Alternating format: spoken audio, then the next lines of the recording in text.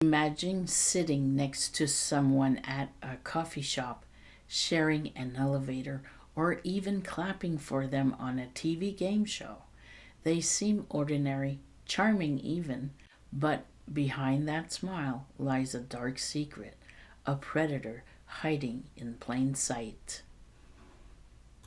Welcome to Hidden in Plain Sight, Predators Among Us, where we uncover chilling stories of those who walked among us undetected, leaving behind a trail of devastations from notorious killers to master manipulators. These are the people who blend in seamlessly into our lives, all while committing unspeakable crimes. In this episode, we dive into the story of Alton Coleman, who, along with his partner Deborah Brown, infamously known as the serial killer who appeared on TV, he and his partner are labeled as serial killers and rapists who carried out a brutal multi-state killing spree in 1984, convicted of murder. His story is one of calculated violence, deception, and the chilling ability to evade justice for years.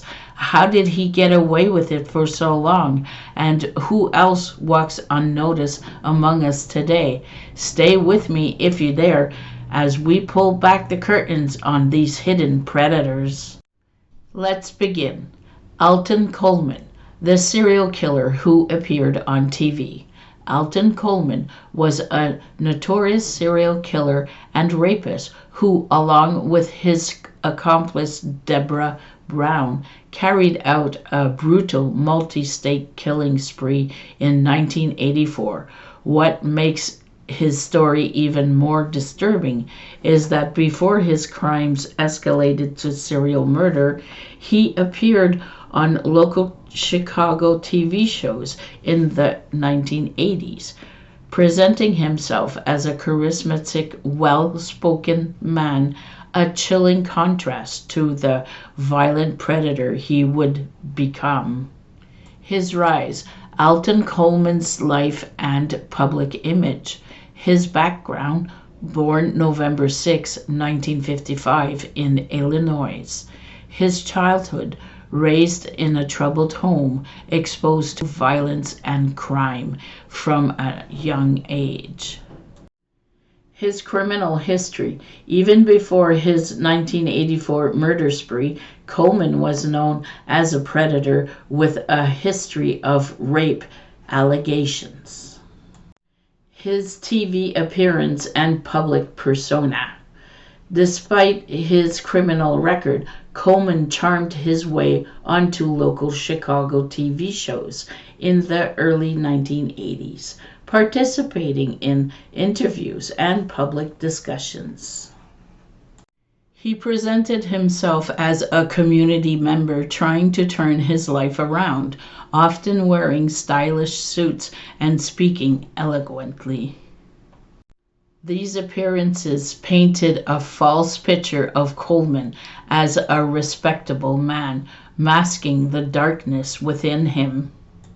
However, by 1984, his facade would shatter, revealing one of the most vicious serial killers in American history. His fall: the 1984 multi-state killing spree.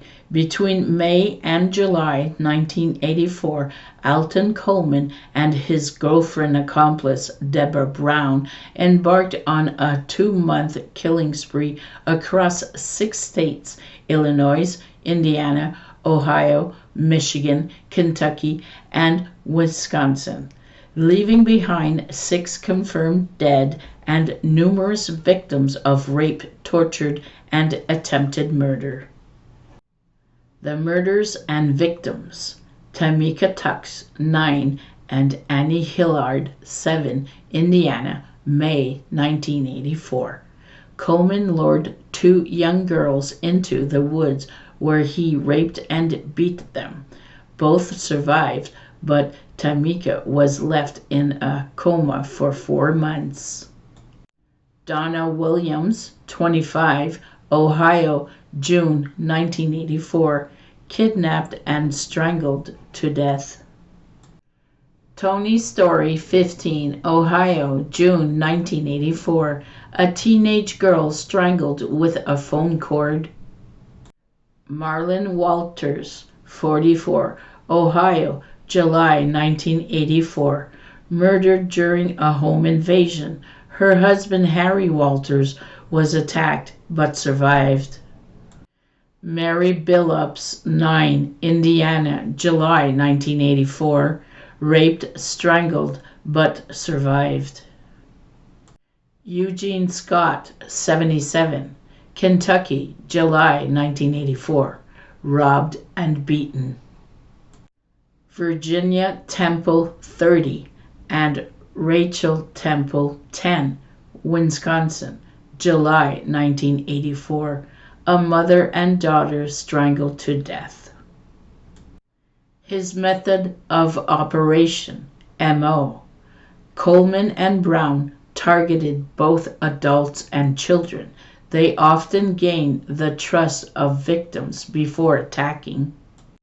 Many were strangled using phone cords or shoelaces. The couple constantly stole vehicles, changed identities, and moved between states to avoid capture. The nationwide manhunt and capture, July 1984. As the body count rose, the FBI placed Coleman on its most wanted list, making him only the 11th person in history to receive the nationwide alert designation. He was captured July 20th, 1984 in Evanston, Illinois, while hiding in an abandoned building. The arrest details. Police found stolen items from victims in his possession. The trial, conviction, and execution. Coleman faced multiple trials in different states. He was sentenced to death 3 times in Ohio, Indiana, and Illinois.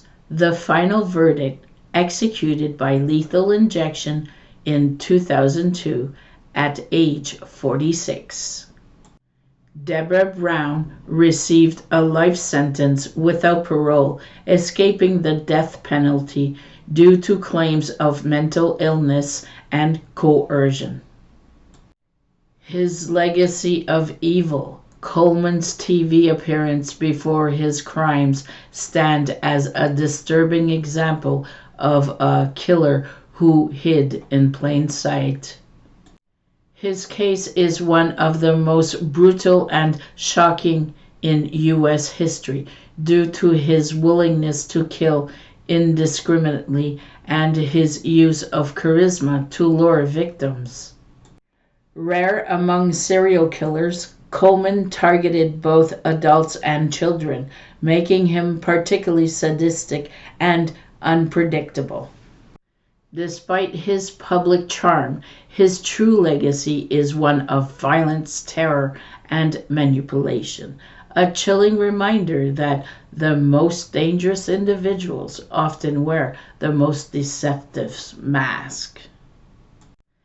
Thank you for joining me on Hidden in Plain Sight, Predators Among Us. If you enjoyed this episode, please subscribe, like, and comment for this podcast. It helps me uncover more stories that deserve to be told. Have a case or topic you'd like me to cover? Just reach out to me on all social medias. Remember, the most chilling truths are often hidden in plain sight. And stay vigilant, stay curious, and join me next time as we continue to uncover predators among us, because sometimes the greatest dangers are the ones you never see coming. Until then, take care and stay safe.